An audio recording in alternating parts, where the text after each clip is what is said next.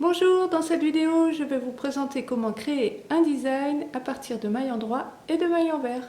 Alors ici, j'ai posé plusieurs ouvrages. Le point commun entre tous ces ouvrages, c'est qu'ils sont constitués de points qui sont composés d'une variation entre mailles endroit et mailles envers. Alors ici, j'ai un bandeau en point de riz, ici un bonnet en point de riz et ici un bonnet en point de blé.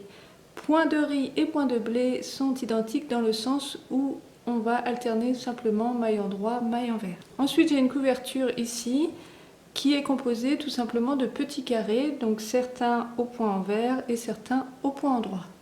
Et ici, j'ai un col qui lui aussi est composé d'un design, donc où on va varier entre jersey endroit, point mousse et ici maille endroit, maille envers. Le gros avantage de tous ces designs, c'est que le tissu va être réversible.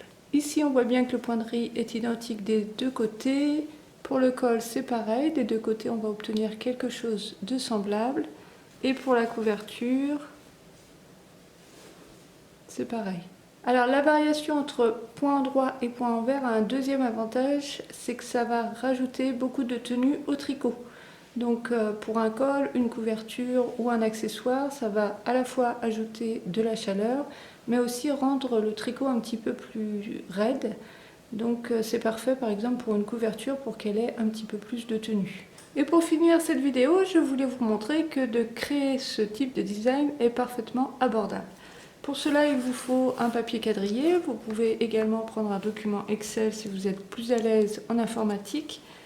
Vous pouvez vous servir soit de crayon de couleur, soit de feutre. Vous pouvez aussi simplement vous servir d'un stylo noir et vous utiliserez des symboles. Donc vous allez pouvoir comme ceci vous amuser à créer des motifs géométriques. Donc plus l'alternance est rapide, c'est-à-dire qu'ici par exemple le bleu, admettons que ce soit une maille envers et rose une maille endroit. Ici, je vais devoir régulièrement changer. Donc plus il y a des changements comme ça fréquents, et plus ce sera un petit peu difficile de suivre le design.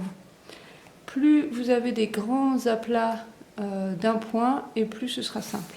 Alors je vous montre rapidement comment procéder si vous voulez créer votre propre design. Ce qui est chouette par exemple pour faire une couverture pour un bébé, c'est que vous pouvez choisir un motif géométrique qui vous inspire particulièrement par rapport à ce bébé en particulier. Admettons ici, je vais faire quelque chose de simple. Les mailles comme ceci allongées, pour moi, ce sont les mailles envers. Voilà. Ensuite ici, je voudrais ajouter quelques mailles endroit. Donc de l'autre côté, j'aimerais faire le même motif mais inversé. Donc je vais avoir des mailles endroit là où j'avais des mailles envers et des mailles envers là où j'avais des mailles endroit. Puis je sais que cette longue bande sur ma couverture, je voudrais l'encadrer de points mousse.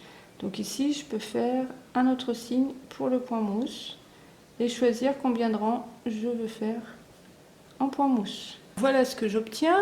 Maintenant, on se rappelle qu'il s'agit de tricot. Donc le tricot, en fait, je vais commencer à lire mon graphique dans ce sens-là. Ici, ça va être la maille 1 et le rang 1. Donc par exemple, si vous faites une couverture, surtout veillez ici à faire plusieurs rangs en point mousse ou en point de riz, un rang solide pour avoir une jolie bordure à la fin. Donc là, par exemple, ici, il faudra compter que c'est une bordure en point de riz, admettons. Mais à l'intérieur de la couverture, une fois cette bordure passée, voilà le motif que je veux obtenir. Donc je vais commencer par cette maille, une. Donc ici, je sais que je dois tricoter une maille endroit puisque c'est du point mousse. Donc on va monter comme ceci rang par rang. Et ce motif-là, vous allez le reproduire sur toute la longueur de la couverture.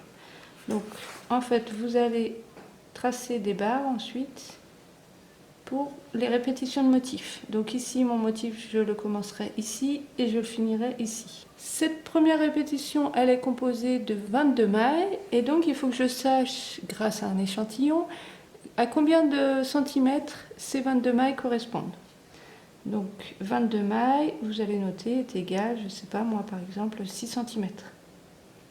Donc vous allez savoir ensuite combien de répétitions de motifs vous allez faire sur votre couverture pour obtenir par exemple une couverture de 90 cm de large. D'accord? Donc bien sûr, vous évitez de couper le motif. Et vous pouvez faire 92 cm, 89 cm, etc. Vous essayez de vous approcher de la taille que vous avez définie. Ensuite, ici, on voit qu'il y a 2 rangs de points mousse. Et ici, j'ai rajouté 2 rangs de points mousse. Mais finalement, la répétition du motif, elle sera comme ça. Donc là, je coupe ici.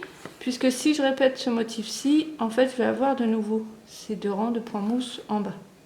Et donc ici 9 rangs, alors il faut que vous sachiez 9 rangs grâce à votre échantillon de ce motif combien de centimètres ça fait. Et donc selon la longueur que vous voulez de votre couverture, vous saurez à peu près combien de répétitions de motifs vous ferez dans la hauteur. Et pour aller plus loin, vous allez échantillonner ne serait-ce qu'une répétition de motif, puis la bordure, ici par exemple, et cela vous permettra de calculer la quantité de laine dont vous aurez besoin en pesant votre échantillon. Donc par exemple, vous obtenez 5 grammes. Si vous savez que cette partie fait 5 grammes, vous allez pouvoir calculer combien de répétitions de motifs vous allez faire et vous saurez exactement quelle quantité de laine acheter. Vous voyez que finalement c'est très abordable de créer ce genre de motifs géométriques. Et ainsi, vous allez obtenir des ouvrages bien plus personnalisés puisque vous aurez à la fois créé le design et créé le tricot. Alors vous remarquerez ici que j'ai à chaque fois utilisé un fil uni. Bien sûr, vous pouvez ajouter plus de couleurs, mais c'est vrai que les fils unis mettront d'autant plus en valeur vos motifs qui ont été créés en alternance de maille endroit et maille envers. Les fils très foncés ou très poilus ne vous permettront pas de bien voir le motif, donc quitte à designer votre propre motif, choisissez un fil qui le mettra bien en valeur. Alors j'espère que cette vidéo vous aura donné envie de vous lancer dans votre propre design tricot. Si cette vidéo vous a plu, n'hésitez pas à vous abonner et surtout rejoignez la communauté du blog tricot.